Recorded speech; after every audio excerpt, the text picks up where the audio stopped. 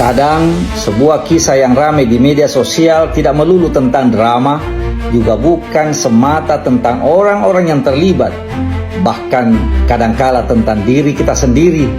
Kisahnya berubah menjadi cermin, memantulkan pelajaran untuk kita menyimaknya. Inilah kasus yang melibatkan Inara Rusli, Insanul Fahmi dan istri sahnya Wardatina Mawang. Bukan hanya tentang perselingkuhan, pernikahan siri atau laporan polisi. Di balik itu semua, ada 3 hati yang sama-sama berdarah, ada 3 jiwa yang sama-sama kehilangan, dan ada 3 manusia yang mungkin hanya ingin dicintai, tapi dengan cara yang salah.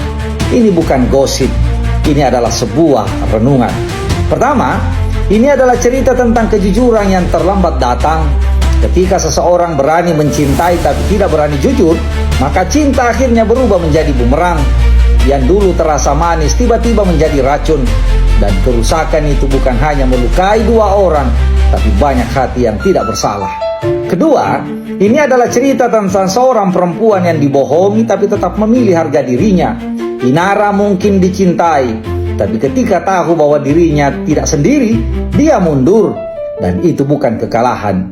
Sungguh itu adalah sebuah kekuatan, karena perempuan yang berani meninggalkan keadaan yang menistakan dirinya adalah perempuan yang sedang memenangkan harga dirinya. Ini juga cerita tentang istri saya yang tiba-tiba harus menelan kenyataan paling pahit. Wardatina tidak memilih luka itu, tidak memilih dikhianati, apalagi memilih menjadi korban. Ia tetap berdiri, tetap memperjuangkan kebenaran, dan tetap mencoba menjaga keluarga yang sedang retak.